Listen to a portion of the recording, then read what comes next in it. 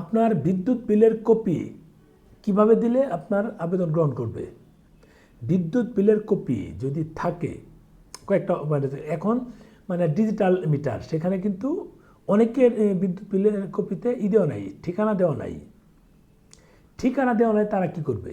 তারা যেটা করবে, তাদের পূর্বের যে আগের বিদ্যুৎ বিল এসেছিল, বিদ্যুৎ বিল জমা দিয়েছিল, জমা দেওয়ার পর তারা কিন্তু একটা সিল সহ সই সহ একটা কাগজ পায়, পূর্বের কাগজগুলো সংরক্ষণ করে রেখে দিবেন। আজকে এক ঘটনা ঘটেছে যে আগে বিদ্যুৎ বিলের কপি ছিল, কিন্তু ওইটা সিল ছাপ্পর ছিল না, নর্মাল একটা কপি ছিল, সেটা সহ আবার নতুন ডিজিটালটা জমা দিয়েছে আমাদেরই একজন, তারটা জমা নেয়নি। অনেকেই নেয়, অনেক অফিসার নেয়, অনেক অফিসার নেয় না, তারটা জমা নেয়নি, কিছু বলার নাই, তাদের উপর ডিপেন্ড করে এটা। এখন এই ক্ষেত্রে আপনাদের করণীয় কি? বললাম তো যে পূর্বের যে আপনি এই আগে অ্যানালগের সময় বা নর্মাল যখন ছিল তখন যে আপনি পেপারসগুলো পেয়েছিলেন সেগুলো রেখে দিতে হবে সংরক্ষণ করে, নাহলে উপায় নাই, এর বিকল্প কোনো অপশন নেই। যদি এগুলো না থাকে তাহলে যাদেরটা আছে তাদের অ্যাড্রেস দিয়ে আপনি এটা আনতে পারেন, এছাড়া গতি নাই।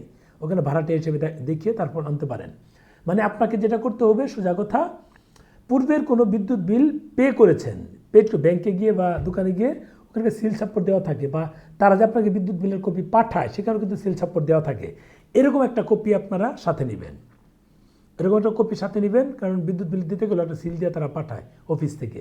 এগুলো একটা কপি সাথে নিয়ে, আর পুরাতনটা 2-4-5 বছর আগের হোক, অসুবিধা নেই, ডিজিটাল যেটা আছে সেটা কপি করে নিয়ে জমা দেবেন, ইনশাল্লাহ হয়ে যাবে, তারা অ্যাকসেপ্ট করে রিসিভ করবে। আবার অনেকের ক্ষেত্রে হচ্ছে যে বিদ্যুৎ বিল নাই, গ্যাস বিল আছে, ওখানে অ্যাড্রেস দেওয়া আছে, 100% নেবে। কারো বিদ্যুৎ গ্যাস কোনোটাই নাই, এই পানির বিল আছে, দেন ইউটিলিটি বিল হলেই হবে।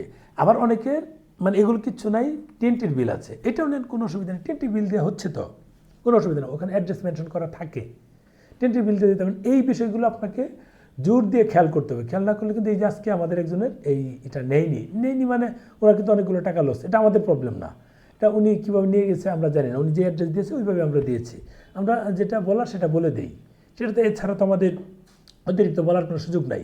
তারপরে এই ছোটো ছোটো পয়েন্টগুলোর কারণে কিন্তু অনেক সময় জমা নেয় না। আরেকটা বিষয় শেয়ার করে নেই, আপনার যাদের স্টুডেন্ট আছেন তারা কিভাবে এই আবেদনগুলো করবেন।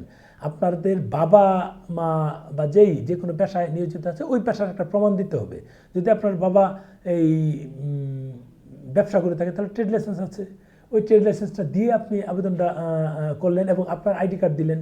এবং এক্ষেত্রে নিশ্চয়ই আপনাকে খেয়াল রাখতে হবে, যদি আপনি স্টুডেন্ট আইডি কার্ড থাকে, সেটা যে বিভাগে বা যে মিশনের অধীনে আছে ওই মিশনে জমা দেবেন, চট্টগ্রামটা ঢাকায় জমা দেবেন না, কারণ ওইটা প্রমাণ হয়ে যাবে যে আপনি চট্টগ্রামের লোক ঢাকায় ফেক ডকুমেন্টস দিয়ে জমা দিচ্ছেন, তখন কিন্তু ঝামেলা হবে, ভিসা না হওয়ার চান্স থাকবে।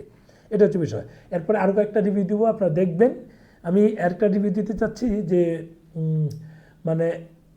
স্টুডেন্ট শেষ, এখন আপনার চাকরিও করেন না, এইসব ক্ষেত্রে কী করবেন? স্টুডেন্ট শেষ বা 1 বছর 1.5 বছর চাকরি করেন না, এখন আপনি বেকার আছেন, কীভাবে আবেদন, এটা নিয়ে আরেকটা ভিডিও দেবো। ভালো থাকবেন, শেয়ার দিন।